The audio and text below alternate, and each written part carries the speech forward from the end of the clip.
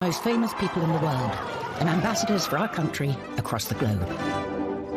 Keeping them fit and well is of paramount importance.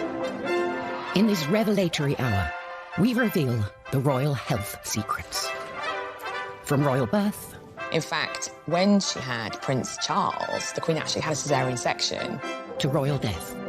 For somebody who was very glamorous, it was a very sad ending to her life. From the secrets of Diana's bizarre health regime. She loved cupping. We used to do cupping on her at least once a week. To the Queen's life-saving emergency kit. There is always a Royal Navy surgeon travelling with them, as well as the matching blood. And the outrageous fertility bed of King George IV. And while you were using it, the bed started jolting, so that the magnets and electricity had fused, giving this huge jolt of passion. No stone is left unturned as we reveal the royal health secrets. From cradle to grave.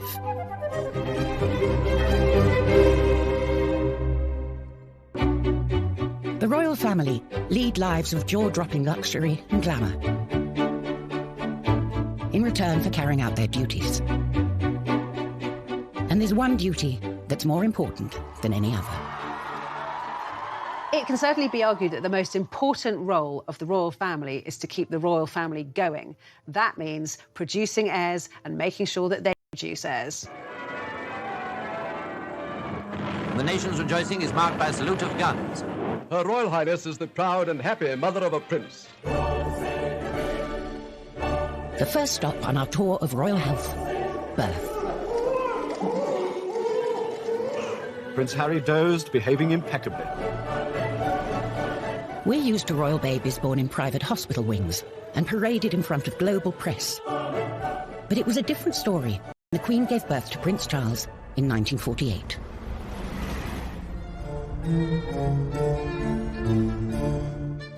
Back then, all royals opted for home or palace births. The three boys were all born at Buckingham Palace. Princess Anne was born at Clarence House purely because the Queen and Prince Philip had moved out of Buckingham Palace because it was being renovated after damage incurred during the Second World War. In fact, when she had Prince Charles, the Queen actually had a caesarean section. She wasn't rushed to hospital. The royal doctors set up an operating theatre inside Buckingham Palace. Everything was sterilised and performed the operation so that she could have Prince Charles there and then. And if you thought her consort would have been there to support her, think again. Well, apparently Prince Philip was swimming and playing squash when Prince Charles was born, which, frankly, is about as useful as a man of his youngest child. By that time, it's thought that the Queen put a lot of pressure on him and said modern fathers and modern husbands are at their wives' bedside during the birth now, so you jolly well can be too. The head obstetrician was Sir John Peel, Ingrid Seawood's godfather. Only one secret about the delivery ever escaped his lips. They converted the ballroom in Buckingham Palace into an operating theatre. Normally, it's a guest suite for visiting heads of state. And it was all going a bit slowly, and the faces were very long. And Prince Philip walked in. And so, as it is Prince Philip's wont to make these kind of jokes, he said, and to think that last week, General de Gaulle was having a bath in here. And that sort of broke the ice, and everybody laughed. In those days, there was no rush to display the baby. There are some very sweet pictures of the Queen in bed, cuddling the baby Prince Edward, and next to the bed are her older children, Prince Charles and Princess Anne, and that group picture of the four of them shows, I mean, Edward was at least a couple of days old by this point, but the Queen was still in bed, kind of in confinement.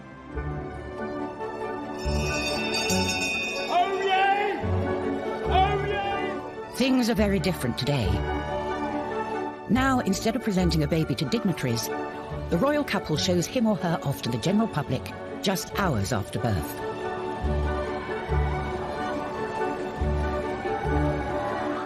And this is where it usually happens. The Lindo, a private wing of an NHS hospital close to Kensington Palace. One of the reasons that the royals have chosen the Lindo wing over other private maternity units in London is because it's aligned to St Mary's Paddington Hospital, so it also has all the facilities of a fully fledged hospital. The first royal baby to be delivered here was Princess Anne's son, Peter, in 1977. Princess Anne was driven to St Mary's Hospital in London for the birth of her child. And in 1982, a media circus, as Princess Diana gave birth to William, the first heir to the throne to be born in a hospital. Prince, Princess and baby Prince emerged to the cheers of the crowd. It must have seemed only natural for William to return 31 years later for the birth of his own son, George. Well, he's got a good pair of lungs on him, that's for sure. He's a big boy, he's quite heavy, but we're still working on a name, so we'll have that as soon as we can. As you might expect, the place where the royals give birth does not come cheap. The Lindo wing is very expensive. It's around £6,000 for their standard room a night. If you want the deluxe option, it's an extra £300. As this promotional video shows, the Lindo has all the facilities you'd expect. I had my daughter there. It wasn't very glamorous at all. And when Diana had William there, it wasn't glamorous. But now it's quite smart, and still got the knowledge that anything goes wrong, there's going to be a lot of people that are going to be able to help you. So what's it like inside a hospital fit for the future king or queen? Catherine Filkins had her daughter Isla there in 2017, just months before Prince Louis's birth. It did feel a little bit like you were staying in a hotel in terms of the really nice toiletries that they provided for you in the bathrooms, and you had, a room with your own ensuite bathroom and your own private room. They had selection menus that you could choose lots of delicious gourmet-style food each day. They had the afternoon tea options. You could have wine and champagne if you decided. I didn't do that, but if you wanted to or your partner wanted to, they could partake in that. And really, apart from the amenities, it was much like a normal hospital. Neither, it turns out, did Prince William at the birth of Prince George.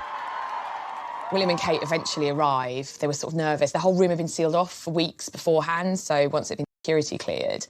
And William pops his head out of the room whilst Kate is in labour and says, "Oh, could I possibly have a drink?" And everyone's like, "Yes, of course you can." It's like, "Oh, just a glass of water." And they were like, "Of course!" Cold was room temperature. And I think they were surprised, obviously, that how sort of low-key Kate and William were. And after the birth, one can relax in style, as Catherine can attest. We had booked a standard room, and when we got to our room, we were in a deluxe suite, and we were led to believe that it was the room where the royals were, and it was huge. The immaculately presented Kate has helped make the Lindo Wing Photocall a modern-day institution. Any parents, I think, will probably sort of know what this feeling feels like. It's very special. But these photocalls are controversial. Many think they pressure other women to pretend childbirth is easy and neglect their recovery. There was a lot of talk about, did she really have to put tights on? We know that there's this etiquette that royals aren't seen without tights, but seriously, after giving birth, wriggling into a pair of tights must have been quite something. I don't think a civilised nation should be expecting women of any standing in life, whether they are birthing an heir to the throne or not, to do something like that. It was just disgusting. To those people who criticised Kate's appearance, especially with Prince George, what would you want her to look like? Do you want her to look, the future Queen of England, as if she'd been dragged through a hedge backwards? These pictures, particularly the pictures of the birth and the presentation of Prince George, are iconic. It's the birth of a new monarch, and I think we want them to look...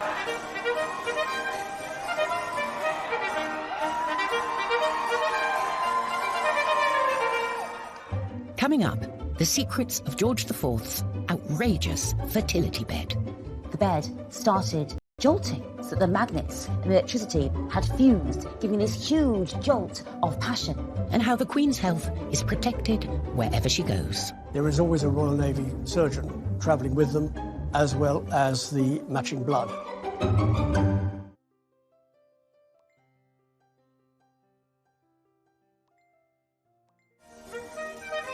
The modern royals seem to have no problems in the fertility department. However, back in 1779, King George IV sought some help from an upmarket fertility aid, the Celestial Bed. In 1781, James Graham, a sex doctor, a quack, a health doctor, he opened the Temple of Hymen in the Strand, and he sold time on the celestial electrical throne, he sold electrical pills, electrical cream, and he also sold a night on the celestial electrical bed for the huge sum of £50. That's over £4,300 in today's money to enhance your reproductive health. You got on the bed, and these servants were dancing around it, playing on their harps, glamour girls. And while you were using it, the bed started jolting, so that the magnets and electricity had fused, giving this huge jolt of passion. Now, this was supposed to be for fertility and to create a child. And I'm afraid to say that lots of people used it just to have fun, including the future George IV, the Prince of Wales, who apparently went on there with his mistresses for a wild time.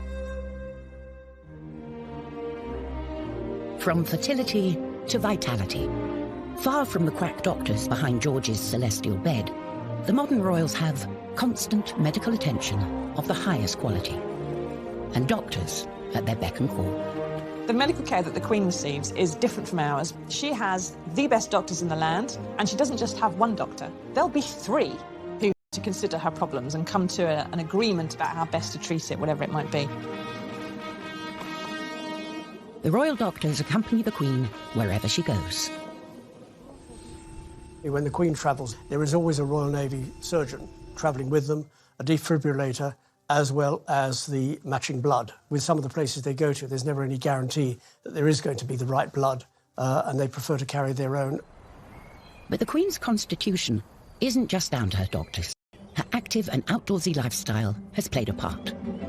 Isn't the Queen amazing? 93, still incredibly as fit as a fiddle, and on her feet for hours. A fiery stallion. She rides these fell ponies who are very broad and very comfortable, a little bit armchair, because she injured her knee, and of course she says she's a fair weather rider now, but you can't blame her for that. Many of us without the Queen's willpower need a little help to get fit. That's where personal trainer Nadia Fairweather comes in. In 2009, Princess Beatrice called in Nadia to take a 360-degree look at her diet and exercise.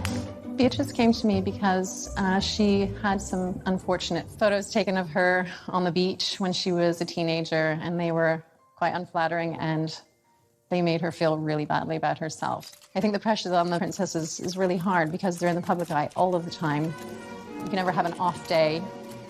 The royal can face different barriers to staying fit than we do. Firstly, there's those huge banquets that Beatrice would have to attend. Our little trick was that she would eat before she left, so she had a full stomach before she arrived so that she wasn't eating everything on offer when she got there. Then there's the paparazzi and the public. Beatrice and I used to train really early in the morning to avoid people recognize her, and they would often interrupt our session. They'd get right in her face, not even ask, they'd just take a photograph of her. Someone who doesn't need help to motivate herself is the Duchess of Sussex. With Meghan, the royal family has gained a real fitness fanatic. We all know that Meghan, the Duchess of Sussex, is a yoga aficionado. Her mother is a yoga instructor, so she's been doing it all her life, and we know has even introduced Harry to the delights of yoga and has been getting him to do an early morning yoga session. She likes doing it in the dark with hip-hop blaring, maybe a few candles. Meanwhile, Meghan's husband, Prince Harry, is a member of the swanky Kicks gym in Chelsea. Kicks Gym, KX Chelsea, is so exclusive. It's £600 a month. Yes, it does have gym equipment in there, but it also has, you know, a restaurant, it has a spa. Prince Philip, on the other hand, has followed a more no-thrills approach. When he was first married to Princess Elizabeth, he used to put on sweaters and run around the garden until he got a real sweater.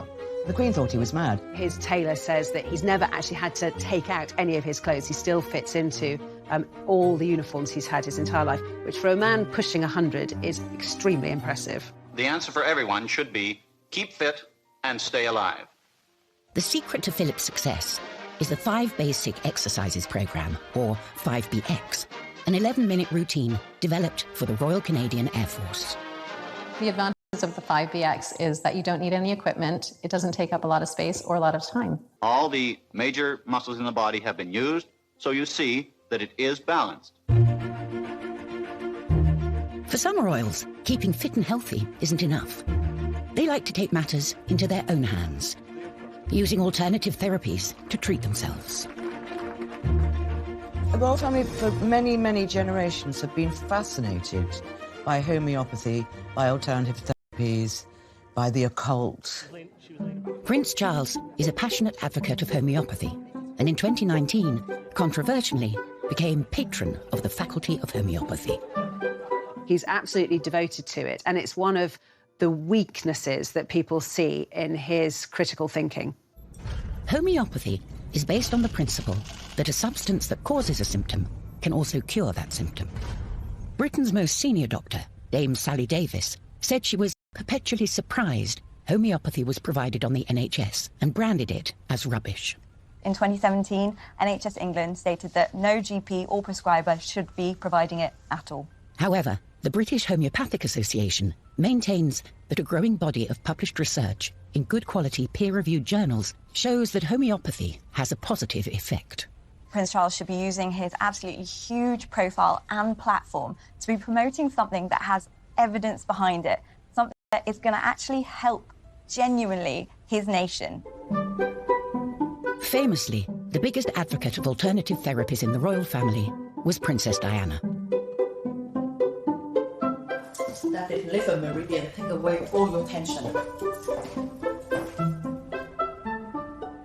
Dr. Lily Howyu is an acupuncturist who treated Diana for stress and anxiety from 1996 until her death. She come 1 week, at least about 6 months, and after that, you know, even after 1 month, and she kept telling me, she said, Dr. Lily, I never feel as good as now physically. Acupuncture really can help her to calm her down, to give her more energy. And also, she said, before when she faced problem, she easily to break to tear and then lose her temper. And now she just face it. Princess Diana always said, if it can help me, it of course can help other people with similar problem like me. But Princess Diana didn't stop at pins. In his Marylebone clinic, Nish Joshi is practicing an Eastern therapy called cupping. She loved cupping. We used to do cupping on her at least once a week. What you're trying to do is you're improving the flow of blood into a tissue by creating a vacuum to therefore allow detoxification of... At the time of her separation from Charles. And Nish took her holistic health in hand, from cupping, osteopathy, and nutritional advice to cognitive behavioral therapy. Visualization exercises, starting to get her to sort of understand how to meditate, how to start creating a more positive attitude as well. I remember once going into her bathroom and around her mirror, she had Post-it stickers with little positive messages on there. And I just thought that was really amazing that, you know, she herself used a lot of positive affirmations to motivate herself on a daily basis. Nish's relationship with Diana was more than that between most therapists and patients. I mean, sometimes on a Sunday, she would just come over and we would just cook lunch together and just flop and, you know, watch TV, and it was fun. While many people thought Diana pursued fads, Nish thinks she was simply ahead of her time.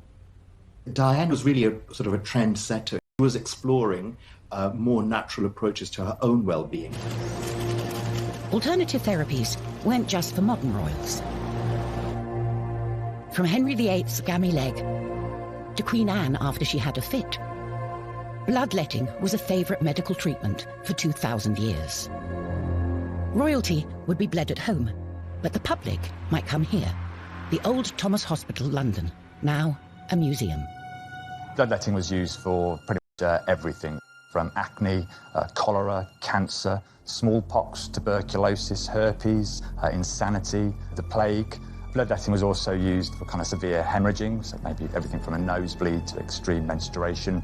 And in childbirth and before surgery, people would be often bled to reduce inflammation. For much of history, leeches were the method of choice to get rid of all the bad blood, royal or otherwise. This leech is a European medicinal leech. It has 3 jaws in the shape of a Y, and each jaw is about 125 teeth in each jaw. And it actually saws its way in as opposed to a very sharp bite. Carl picks a leech similar to ones which have been used for centuries on the likes of Henry VIII and George III. This little leech will probably take on between 1 and 3 mils of blood. You can actually just feel the jaws working a little bit, and then when it drops off, the anticoagulant will carry on working for the 10 hours, and so it'll just slowly keep dripping blood. Carl is lucky the leech is just on his leg. Rumours abound of sexually transmitted infections running rife in royal circles. There's also a case of a gentleman coming into this hospital with gonorrhea. One of the consequences was that it caused one of his testicles, they don't say which one, to swell up to the size of a tennis ball. And it was the overall application of 120 leeches, not all at the same time, placed on that part of the body to reduce the swelling.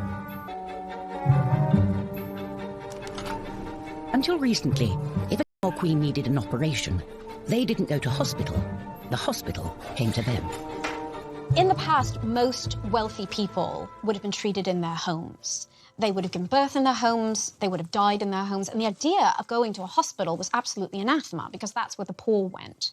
And instead, in this case, the doctors would come to them. And that was the case in 1951, when the Queen's father, George VI, underwent a serious operation. It took place in the ballroom of Buckingham Palace, the same place Elizabeth II would deliver 3 of her children. At the Association of Anaesthetists, they have the equipment used in this high-profile and risky operation. This is an ECG machine or electrocardiogram, and it's designed to monitor the heartbeat. It's the quickest way to see if your patient's doing okay or if they're in trouble. In the 1950s, very few hospitals would have had such sophisticated equipment, so the king really did get treated like a king. The king had lung cancer at the time. He was a very heavy smoker, and the operation was to remove one of his lungs, so it was a very serious operation. The assistant anaesthetist on the day was Dr. Cyril Skur. Many years later, he explained how public interest in his health affected George. The most touching thing was that when we went to put him to sleep in the morning, he had all the Sunday papers round him, and they all had grisly details of the operation that he was likely to have. He was very apprehensive of the operation. It must have made him feel a great deal worse. I think they should have kept those papers away from him. Having a pneumonectomy or having one of your lungs removed is a very big operation. It was performed successfully, and the king did come around and survive afterwards, but unfortunately he did pass away within the year. The Queen's father was treated at home, but that is a thing of the past. Coming up, we reveal the secrets of the Royal Hospital. It's like a posh hotel, really, with kind of operating theatres. And the family medical secrets they kept hidden. His brother, the future Edward VIII, said, "Who's more of an animal than anything else? He's the royal family's dirty little secret."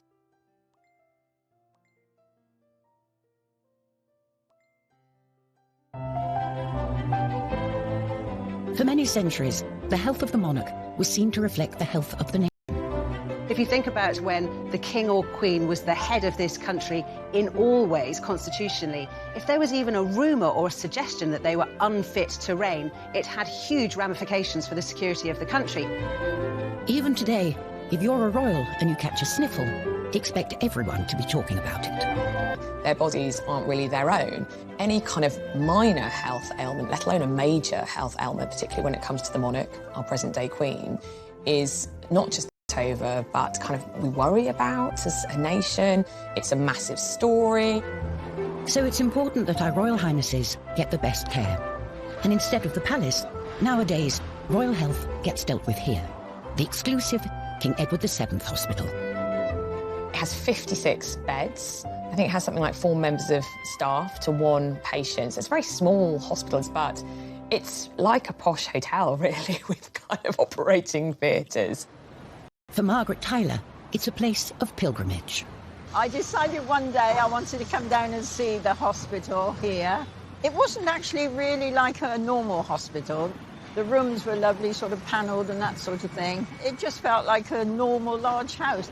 Charming, I would say the word is charming.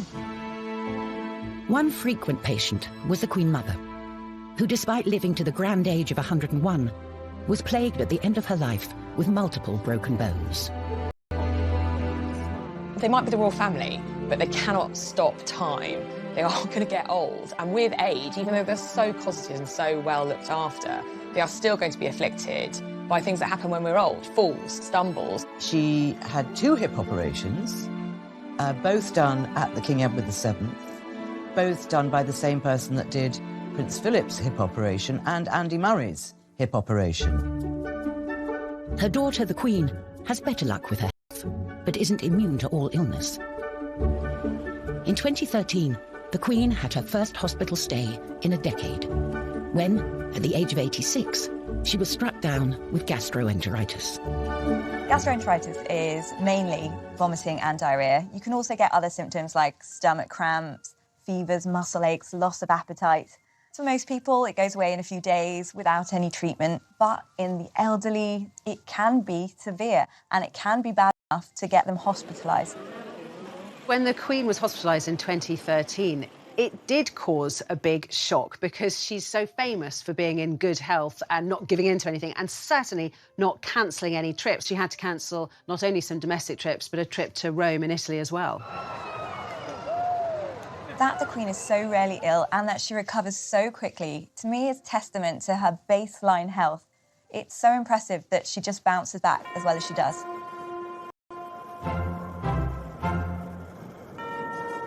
Prince Philip is another famously robust member of the royal family.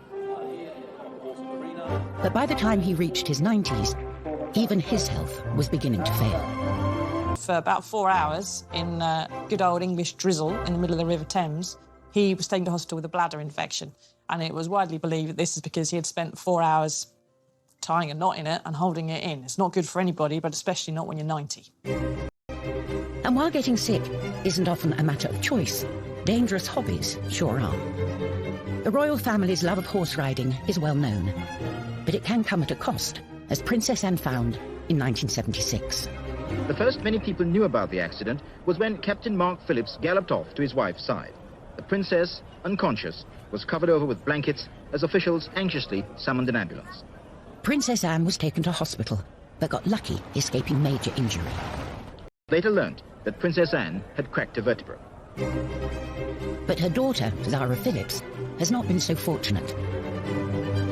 She was also knocked unconscious after a fall in 2004 and broke her collarbone in 2008. Every year, unfortunately, people do die and have serious injuries as a result of horse riding, including paralysis. There are so many other sports that are much safer. Royals might as well be bungee jumping for all the safety procedures and that they follow and the risks that they run. Bungee jumping in a car park above concrete with a really rubbish elastic band. To correct her spine, Princess Eugenie underwent major back surgery. In 2018, she decided to break royal protocol with her wedding dress to send a dramatic message. When Princess Eugenie got married, it was one of those moments where the royal family, the younger royals in particular, actually did a wonderful good thing for everybody else. She decided that one of the main features of her wedding dress should be quite low back, and she wouldn't wear a veil. It was a major break from tradition, but meant everyone could see a long scar on her back from her childhood operation. Scoliosis is when you get a curvature and a twist to the spine. It can be severe and does need surgery and physiotherapy. In Princess Eugenie's case, she had 2 metal rods, one either side of her spine, put in and fixed in place with screws. She made an effort to design a dress with a big, deep V at the back to show her spinal scar so that she could show every other boy and girl in the world and in the country that if you have something like a curvature of the spine, A, it can be fixed, and B, your scars are what make you, and there's no need to be perfect. And I thought it was wonderful. I was almost in tears watching that. Eugenie proudly showed her scars off to the world. But back in 1902, the royal family were busy hiding away what they saw as a medical embarrassment. That he wasn't developing as fast as the children, he wasn't learning as fast, he had epileptic fits, he may have had autism. And they really started to try and hide him away. He did not go to his father's coronation, and in the First World War, he was basically put on this farm. But he never saw his siblings, and the family essentially were trying to hide him away, pretend he didn't exist. And when he died at the age of 15, his brother, the future Edward VIII, said he was more of an animal than anything else. How cruel, how unsympathetic. But to Edward, that was the way it was. He's the royal family's dirty little secret. Coming up, we see how Princess Diana took her own serious problems. She had tried to throw herself down the stairs while she was pregnant. She suffered from bulimia, depression, crying fits. And used them to change the way royals dealt with mental health forever. And then she made a very brave decision that she was going to talk about it publicly. Anorexia or bulimia. Show how in which the royal family tackle mental health issues has changed radically in more recent years. And much of that transformation was due to one woman. No one really knew that Princess Diana was suffering from mental health issues until the bombshell book written by Andrew Morton, which revealed that she had tried to throw herself down the stairs while she was pregnant. She suffered from bulimia, depression, crying fits. She was 19 when she was thrust into the limelight. How anybody could cope with that without any sort of backup is beyond me. Yes, she was a member of the aristocracy. Yes, she knew which knives and forks to use at a dinner table. Yes, she knew who Bunty and Tarquin were, but royal life is on a different scale. And, of course, as we know now, Charles was still having his affair with Camilla Parker Bowles, so it was incredibly difficult for her. Diana started seeking help for her bulimia and other issues. But like everything else she did, it was swept up into a media circus as the paparazzi ambushed her to and from her appointments to see psychotherapist Susie Orbach. And then she made a very brave decision that she was going to talk about it publicly. Anorexia, bulimia.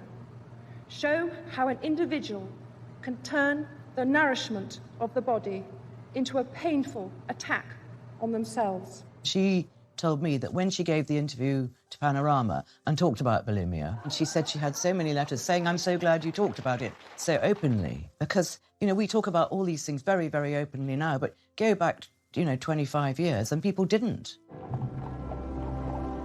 Unsurprisingly, Princess Diana's untimely death in 1997 had a major impact on the mental well-being of her children. I think Prince William and Prince Harry suffering mental stress and mental anguish really came as a result of her death.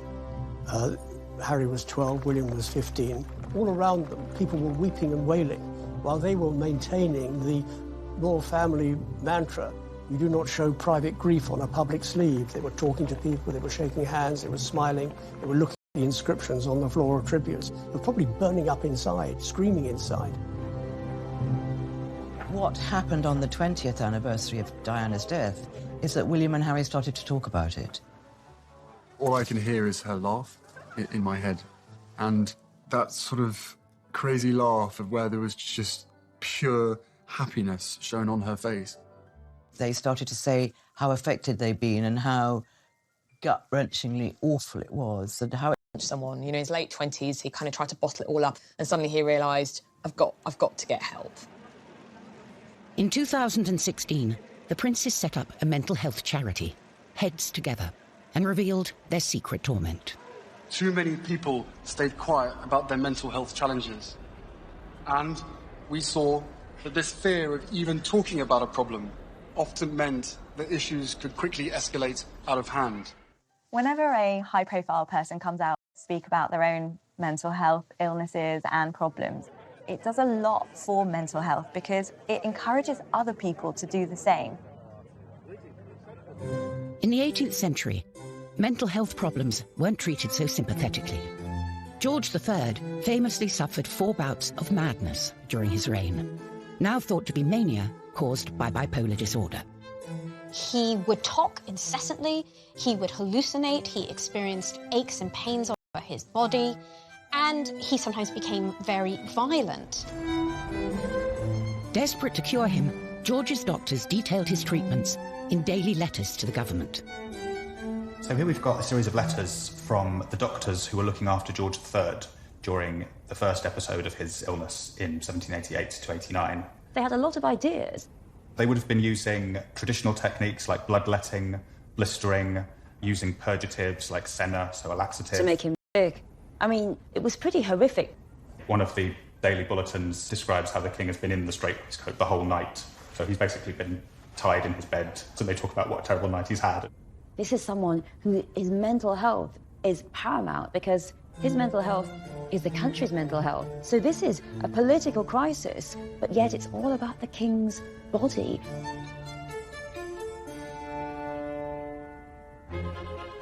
Another long-lived monarch who probably suffered from mental health issues was Queen Victoria. It's highly likely that Victoria was clinically depressed after the death of Albert.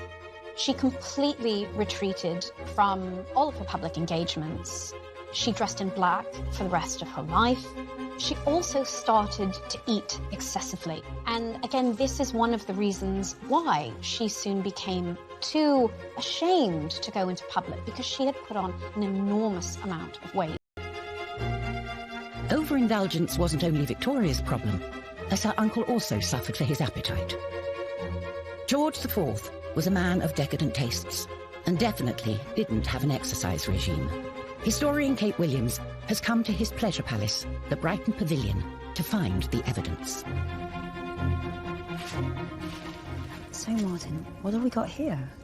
So these are... His breeches, 3 years before he died.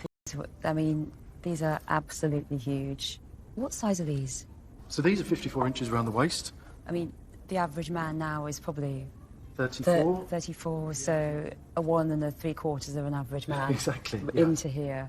His breakfast consisted of 2 pigeons, 3 beefsteaks, 3/4 of a bottle of Moselle, a glass of brandy, a glass of champagne, and this was just for breakfast. No Weetabix for George. No Weetabix, no vegetables, no Weetabix, no help. And he was in such chronic pain. He had so many illnesses, even from a young age. George's appetite led to multiple health issues, including gout, hardening of the arteries, and dropsy, which all cause more problems. The gout led to cataracts, meaning he was practically blind by the end of his life, and his hands got so full of liquid, he was unable to hold even a pen. There was a point his physicians actually said, because he was so large, that actually any exercise he did would have actually been quite damaging to his health. By the end of his life, he had to sleep sitting up to avoid being suffocated by his own weight, while doctors regularly tapped his abdomen to drain excess fluid. This is the reality. A man who had had a life of excess, and his health was... Shot. Absolutely shot to pieces. Yeah. Wow. It really brings home that one of the worst threats to a monarch's health is actually his own indulgence. But George IV wasn't the only royal who fell foul of their decadent lifestyle. The Queen's sister Margaret died in 2002 at the age of 71 after enduring years of bad health. Poor Princess Margaret, a lifetime of hard living finally caught up with her. All that drinking finally caught up with her. She scalded her feet in a shower, Moustique. I mean, she didn't realise that the water was so hot. I mean, she literally was so hot it scalded her. That was a sort of led to more and more medical problems with her. Migraines, laryngitis, bronchitis from all the smoking, hepatitis, pneumonia, not forgetting the 3 strokes. For somebody who was very glamorous, somebody who enjoyed life, to suddenly be confronted with burns that you don't quite get over, to have a number of mini strokes you don't quite get over, it was a very sad ending to her life. Thankfully, her sister the Queen is much healthier. And just as well, when we've seen how the health of the monarch has been synonymous with the health of the nation for most of British history. The monarch is if the monarch is strong and healthy, the state is strong and healthy. We still wait with bated breath for every royal operation and celebrate every royal baby. And to many people, what happens to a royal body is almost as important as what happens to their own. It's always that kind of dichotomy. They're like us, but they're not like us. They live in palaces and drive around in carriages and have every kind of luxury that life could ever throw at them.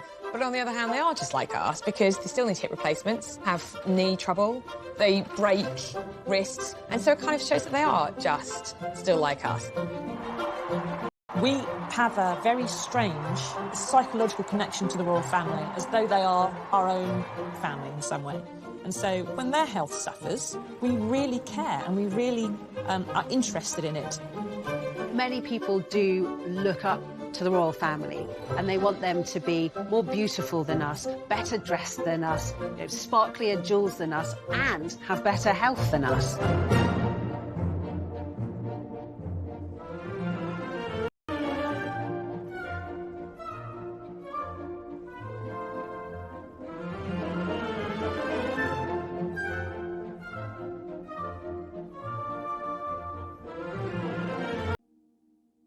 Having a bath in here.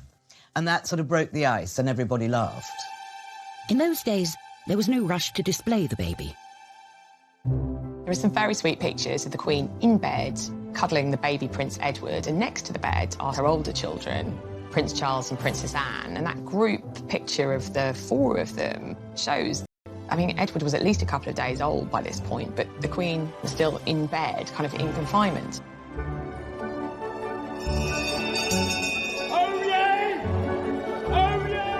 Things are very different today. Now, instead of presenting a baby to dignitaries, the royal couple shows him or her off to the general public just hours after birth.